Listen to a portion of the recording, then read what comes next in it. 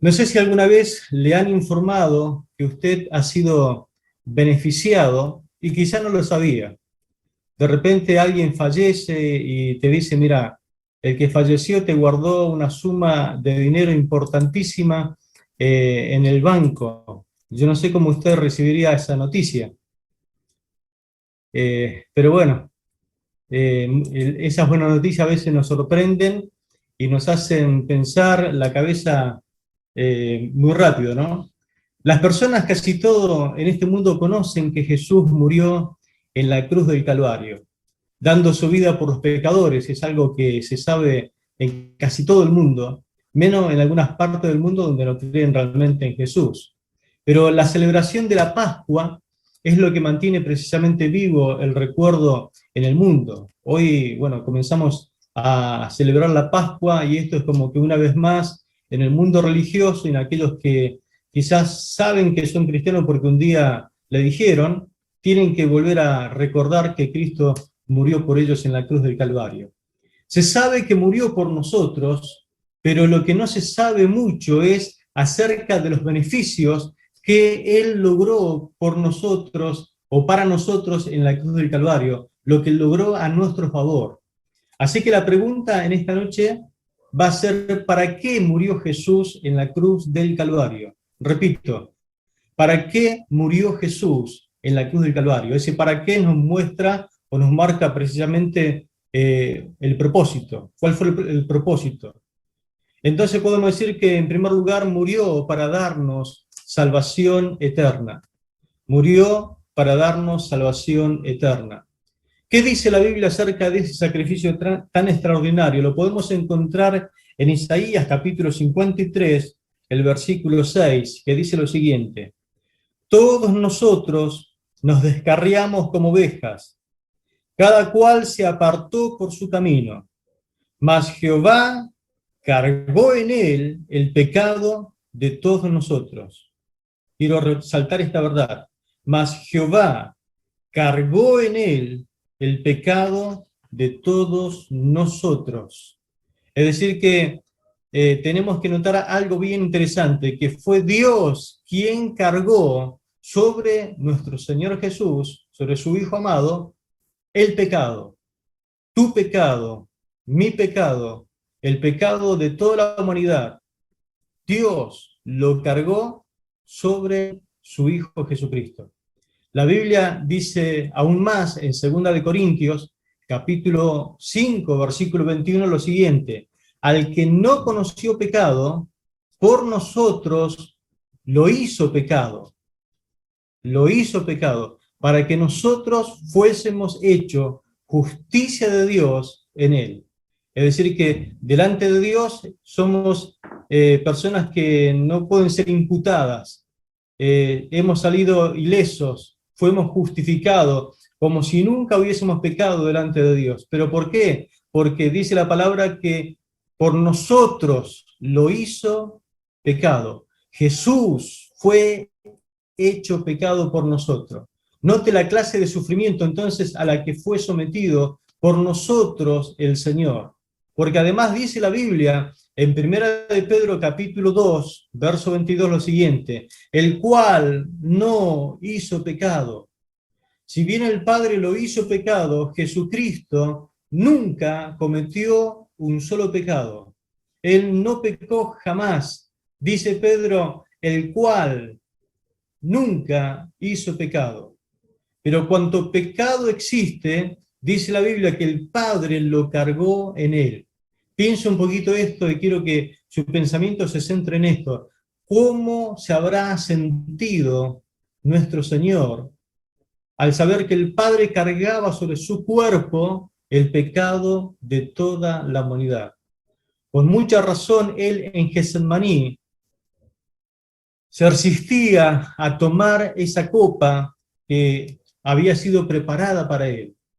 3 veces dice la palabra que él oró para ver si había un cambio de planes, pero esa copa estaba cargada con toda la clase de pecados sexuales que existe.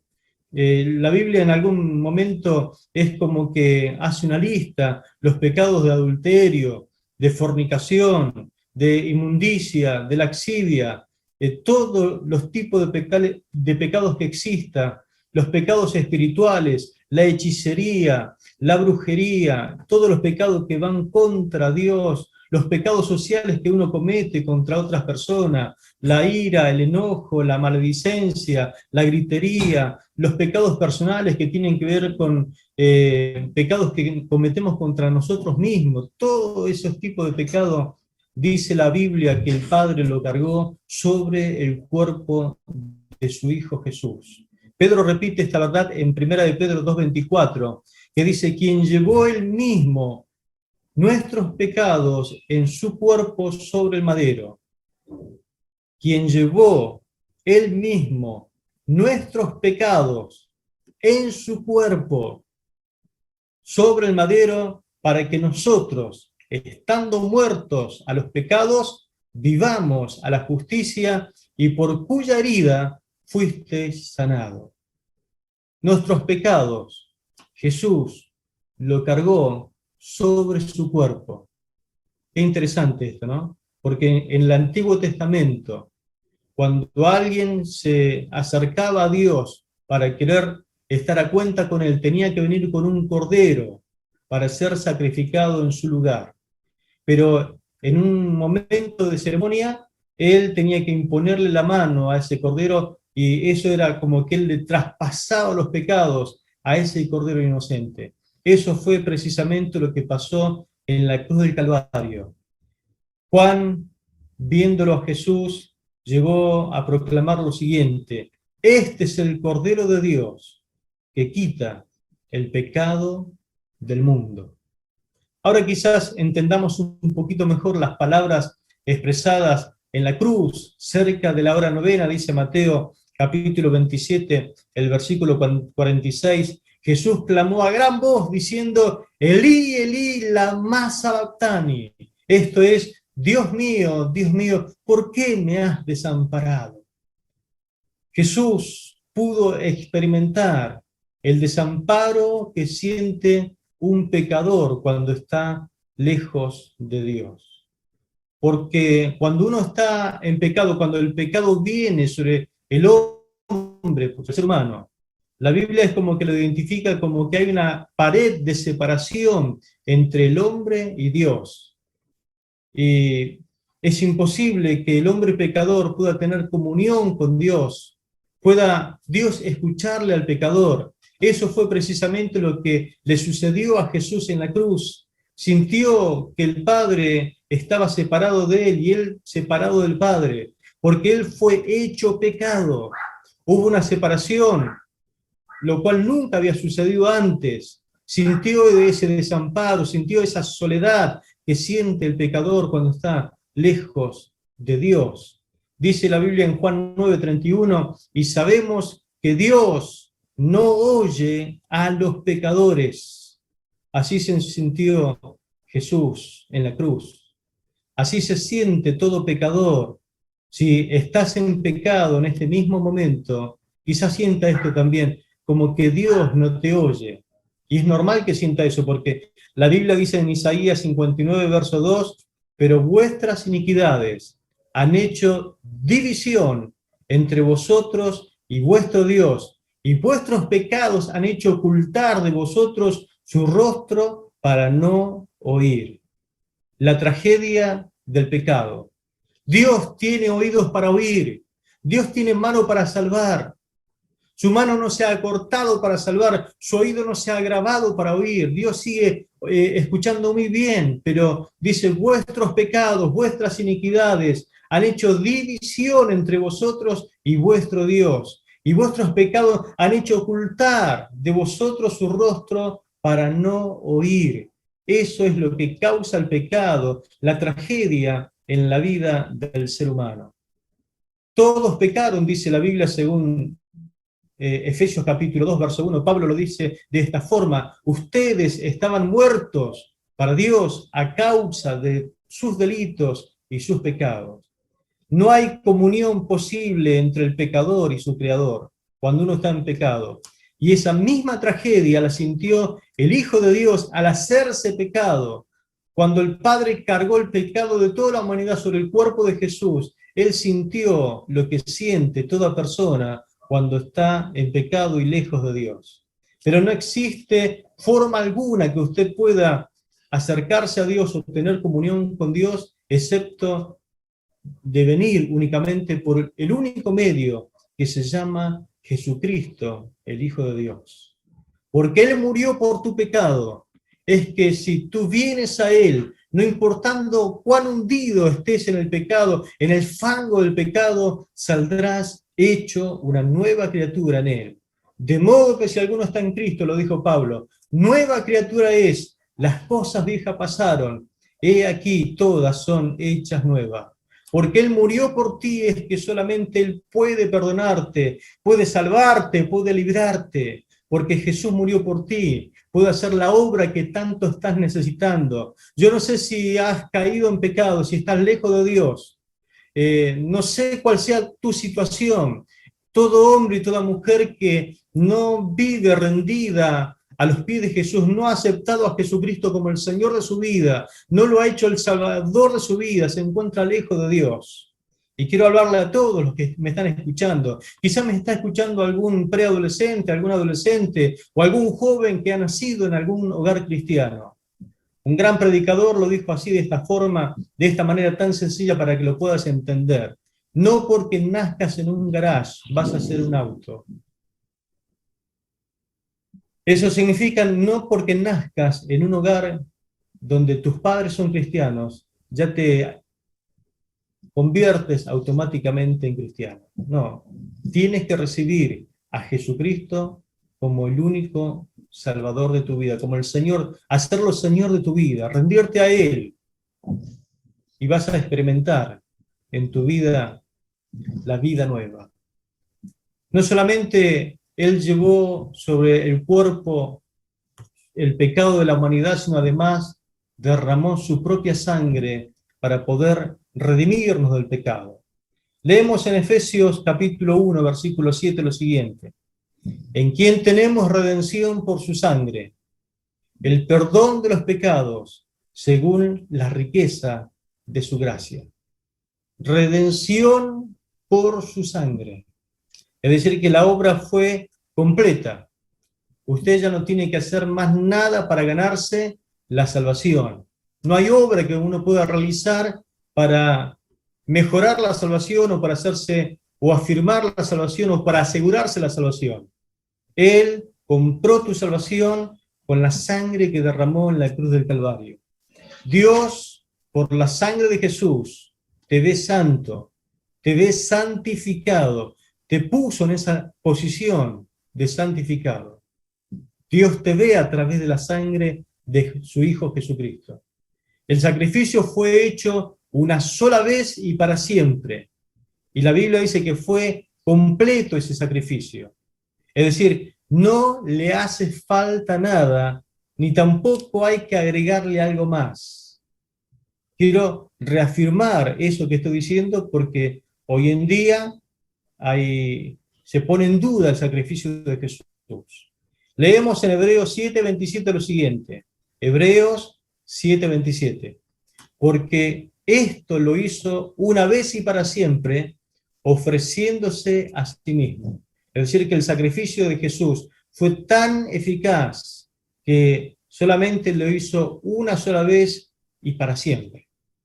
Y en Hebreos 10:14 lo dice así: porque con una sola ofrenda hizo perfectos para siempre a los santificados. Quisiera que ese versículo se le grabe en su corazón. Hebreos 10:14. Porque por una sola ofrenda, lo que Él realizó en la cruz, hizo perfectos para siempre a los santificados. Hoy el enemigo trata de meter en la mente, en la cabeza de los creyentes, de los hijos de Dios, que es como que se necesita algo más para experimentar una salvación más completa. Y es como que tratan de agregar siempre algún curso más para poder sentir la plenitud de la salvación o para ser libre de algún tipo de pecado. Literalmente eso se llama menospreciar el sacrificio vicario de Jesús en la cruz. Eso es una doctrina errónea, cuando uno trata de agregar algo más para que seas realmente salvo. Porque cuando recibes al Hijo de Dios, cuando recibes la verdad de la palabra de Dios, eres completamente libre del pecado, libre de toda la maldad, libre de la condenación. Jesucristo te hizo libre. Juan capítulo 8, verso 32 dice, y conoceréis la verdad, y la verdad os hará libre. Y Juan 8:36 agrega, así que si el Hijo os libertare, seréis verdaderamente libre, verdaderamente libre. No dice que vas a ser un 30% libre, ni tampoco dice que vas a ser 50% libre, ni 80% libre, ni 95% libre, serás verdaderamente libre, es decir, completamente libre. Pablo lo ilustra de esta forma diciendo en Colosenses 2:10, en Él estamos completos. Si estamos completos, realmente no nos hace falta nada. Es decir, que no tienes que seguir siendo un esclavo del pecado. Jesús murió por ti para hacerte libre del pecado. Ahora no solamente murió para salvarte eternamente, sino también, en segundo lugar, murió para llevar nuestras enfermedades. En el principio no había enfermedades. En el huerto del Edén no existían ningún tipo de enfermedades. Pero cuando el hombre pecó delante de Dios, Dios maldijo la tierra y vinieron las enfermedades y el cuerpo del ser humano se echó a perder poco a poco. El hombre tenía que morir porque Dios le había puesto justamente esa disciplina. Ahora, en este tiempo no terminan de encontrar una solución o una cura para alguna enfermedad que ya empieza a aparecer otra siempre en el horizonte. Y todo esto es justamente lo que la Biblia llama el fruto del pecado. Pero qué interesante es lo que Jesús hizo por nosotros en la cruz. Ya cuando Él estaba en su ministerio terrenal, Mateo lo dice de esta forma en Mateo capítulo 8, verso 17, para que se cumpliese lo dicho por el profeta Isaías, cuando dijo, Él mismo tomó nuestras enfermedades y llevó nuestras dolencias. Es decir, que en la cruz del Calvario, Jesús cargó con el pecado de toda la humanidad, pero también dice la Biblia que tomó nuestras enfermedades e inclusive llevó sobre su cuerpo nuestras dolencias. Es decir, que nuestra base para poder reclamar con confianza la sanidad al cielo está justamente en sus propias promesas, en su propia palabra. Oramos con confianza para que Dios nos sane, no porque a nosotros se nos ocurra, sino porque Dios mismo lo prometió en su palabra. Isaías lo vio proféticamente en capítulo 53, versos 4 y 5, y dice la palabra lo siguiente, ciertamente llevó Él nuestras enfermedades y sufrió nuestros dolores, y nosotros le tuvimos por azotado, por herido de Dios y abatido. Mas Él herido fue por nuestras rebeliones, molido por nuestros pecados, el castigo de nuestra paz fue sobre Él, y por su llaga fuimos nosotros curados. Es decir, que todo lo que Cristo padeció, el dolor de los látigos que surcaron toda su espalda y su cuerpo, Él fue hecho llaga, pero todo fue con un propósito. Por sus llagas nosotros podemos recibir sanidad. Por sus llagas fuimos nosotros curados. Es decir, que Él pagó el precio de la liberación de tu enfermedad. En el Salmo 103, ya el salmista escribiendo, versículos 2 y 3, nos habla justamente de esta doble bendición que estamos hablando. Salmo 103, versos 2 y 3 dice, bendice alma mía a Jehová, y no olvide ninguno de sus beneficios. Recién citamos dos beneficios. El primero, Él es quien perdona todas tus iniquidades. Es decir, que por gracia de Él somos salvos. Su gracia es tan vasta, tan suficiente, que nos salvó, nos perdonó todos nuestros pecados, nos hizo libre. Pero además agrega, Él que sana todas tus dolencias. El que sana todas tus dolencias. Algunas traducciones lo dicen de esta forma. Él o yo soy quien sana todas tus enfermedades. Él es quien sana todas tus dolencias. Él es quien te salva. Él es quien te sana. Él personalmente lo hace por ti. Te salvó personalmente, pero también, si necesitas, te sana personalmente para que no te olvide ninguno de sus beneficios, porque Él es el que te corona de beneficios, de favores, y te rejuvenece. Bendito y alabado sea el nombre del Señor. Así que recibe en esta noche el perdón de tus pecados, pero recibe también por su gracia redentora la sanidad que tu cuerpo necesita. No olvide ninguno de sus beneficios. Gloria a Dios. La sanidad no es para el tiempo de los apóstoles solamente, sino para toda la dispensación de la gracia para el tiempo de salvación. Así que la sanidad todavía sigue vigente. Los dones del Espíritu Santo se siguen moviendo para sanar los enfermos, para producir milagros, para producir fe, para que puedas creer lo imposible de creer. Gloria al nombre de Jesús. Hay sanidad para ti en esta noche. Aférrate a sus promesas. Cree que Jesús murió con un propósito, no solamente para salvarte, sino también para sanarte y librarte de esa enfermedad. Dijo el ángel Gabriel a María, cuando le estaba anunciando acerca del nacimiento de su hijo allí en su vientre, cómo iba a suceder, y que María le pregunta y el ángel le responde, pero me llama la atención estas palabras que dice Gabriel, porque nada hay imposible para Dios.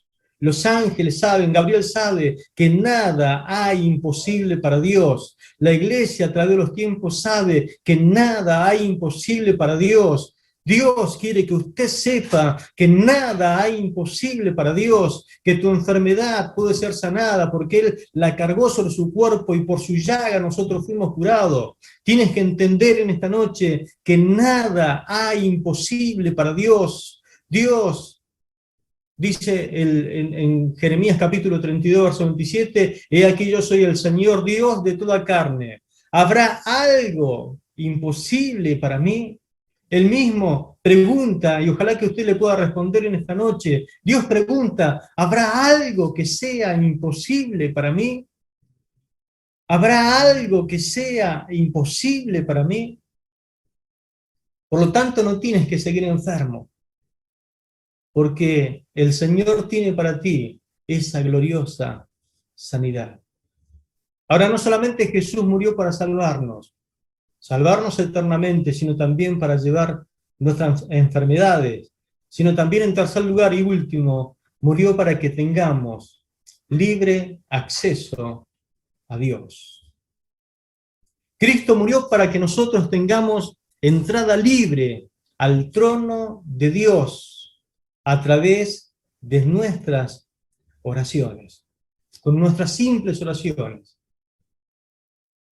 Quizás te pregunte, ¿pero quién soy yo para que me atienda Dios? Recuerdo cuando era muy nuevo en el Señor, yo le testificaba a un amigo, un compañero de trabajo, y le decía, yo cuando tengo un problema voy a Dios y pongo todas mis necesidades ante Él. Y Él me decía, pero no molestes a Dios. Mirá si vas a ir con tus necesidades para que Dios te atienda. ¿Quién sos vos para que Dios te atienda? Y claro, él no entendía nada. Pero qué privilegio que tenemos los hijos de Dios, de poder presentarnos ante Él y que Él nos atienda personalmente. Yo no sé si usted abriría la puerta del palacio de su intendente, allí donde está la esfera de gobierno, y que usted diga, yo quiero que me atienda el intendente, y lo primero que le van a decir, pero usted sacó audiencia. Más iba a la casa del gobernador, allí a la casa gris quizás, o a la casa rosada. Usted quiere hablar con el presidente, seguramente no lo va a atender a primera instancia. Tendrá que pedir audiencia, y vaya a saber si le dan audiencia o no. Va a tener que ir vestido quizás de alguna forma, va a tener que ir con un montón de cosas cumpliendo un cierto protocolo, porque va a hablar con una persona muy importante. Pero qué bendición que tenemos los hijos de Dios, de que cuando Jesús murió por nosotros, nos dio libre acceso a la presencia misma del Señor. En el Antiguo Testamento nadie podía tener esta bendición. Cuando el pecador arrepentido venía y quería entrar en paz con Dios, tenía que venir en primer lugar ante el sacerdote para que él interceda por él. Dios no escuchaba la oración de la persona, escuchaba la intercesión del sacerdote para poder nuevamente empezar a tener comunión con él. Él tenía que traer un animal inocente, ofrecer la sangre de ese animal inocente para que se derramase en expiación, para que pueda cubrir el pecado que él había cometido. Pero el lugar santísimo estaba cerrado para este hombre. Se abría solamente una vez al año para que el sumo sacerdote pudiese ofrecer el pecado, en primer lugar por él, y también el sangre derramada por todo el pueblo, una vez al año. Pero dice la Biblia, en Mateo capítulo 27, versículo 51, he aquí, el velo del templo se rasgó en dos, de arriba a abajo, y la tierra tembló y las rocas se partieron. Pero subraya esta palabrita, de arriba a abajo. No fue de abajo hacia arriba, sino que Dios rasgó el velo que separaba al hombre de Dios, rasgó el velo que separaba el lugar santo del lugar santísimo, los rasgó en dos, diciendo, ahora tienen libre acceso a mi presencia porque mi Hijo Jesús derramó su sangre en la cruz del Calvario. ¿Por qué se rasgó en dos ese velo en el templo? Porque ya no era necesario que el pueblo se presentase delante de Dios a través de un sumo sacerdote o del sacerdote para entrar en comunión con él a través de sangre de animales inocentes. En la cruz se derramó la sangre que quitó el pecado de todo el mundo. Ahora podemos presentarnos ante Dios a través de esa sangre y en el nombre de Jesús ser atendido directamente en el cielo. Tenemos acceso libre por el sacrificio de Jesús en la cruz. Cada vez que me presento ante Dios le digo, Padre, mírame a través de la sangre de tu Hijo Jesucristo. Y el Padre me ve como si yo nunca hubiese pecado. Y lo que te vengo a pedir, lo vengo a pedir en nombre de tu Hijo amado Jesucristo. Note las promesas del Señor. Hebreos capítulo 4, versículo 14 al 16. Repito la cita. Hebreos capítulo 4, versículo 14 al 16. Por tanto, teniendo un gran sumo sacerdote que traspasó los cielos, Jesús, el Hijo de Dios, retengamos nuestra profesión, es decir, caminemos como cristianos todos los días, cumplamos con lo que prometimos al Señor una vez, porque no tenemos un sumo sacerdote que no pueda compadecerse de nuestras debilidades, sino que uno que fue tentado en todo según nuestra semejanza, pero sin pecado, es decir, el Señor no pecó.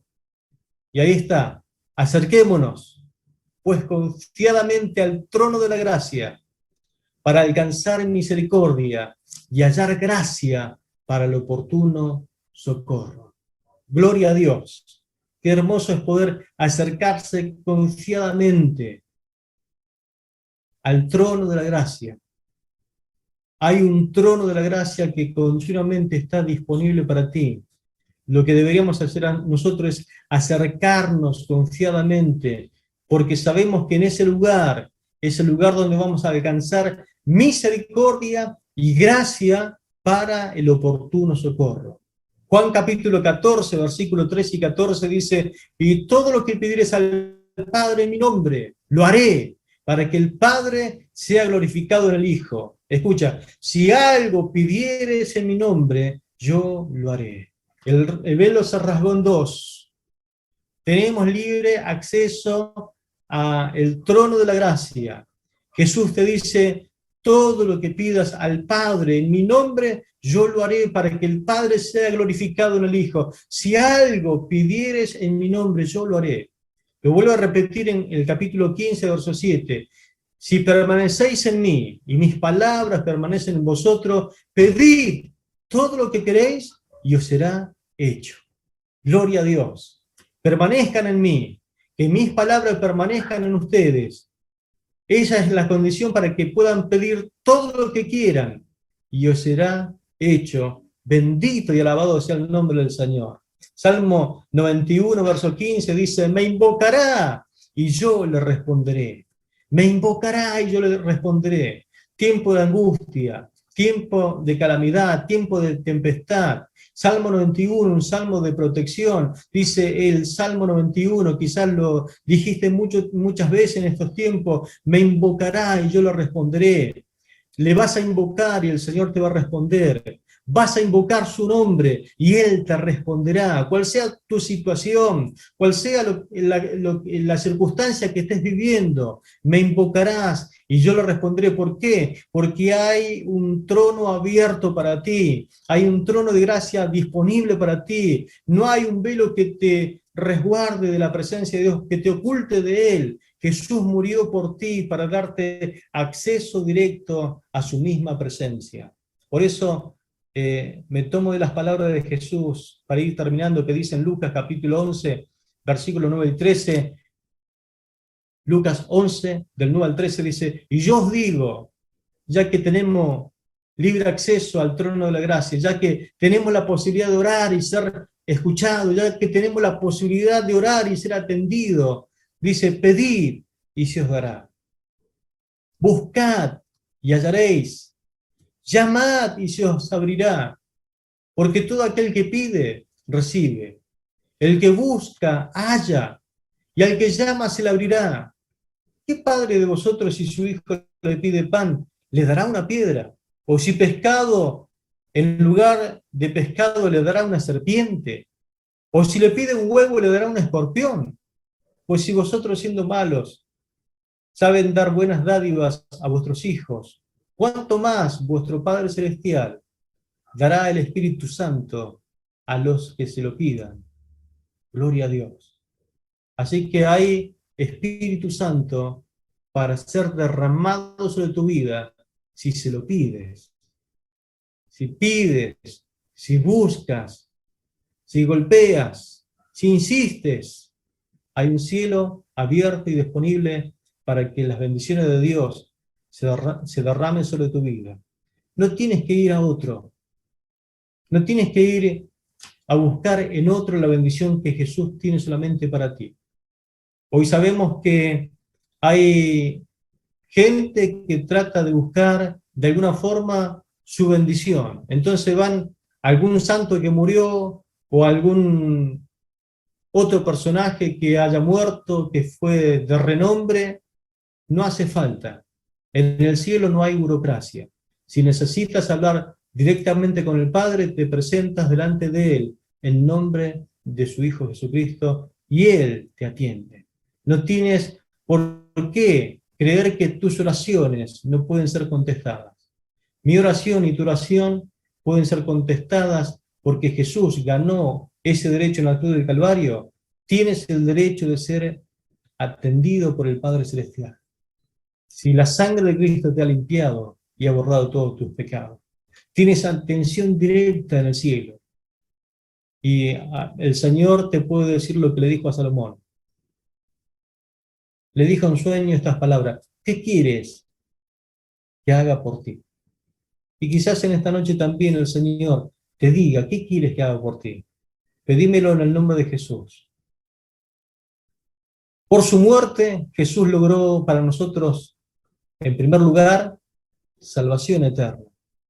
En segundo lugar, sanidad para nuestras enfermedades. Y en tercer lugar, libre acceso a Dios a través de la oración. Y lo maravilloso que lo hizo por ti, lo hizo por mí y lo hizo por toda la humanidad. Así que yo les invito a orar al Señor por esta palabra, para que realmente esta palabra se haga viva y real en sus vidas. ¿Qué les parece si oramos al Señor? Padre, nos acercamos en esta noche a tu presencia maravillosa,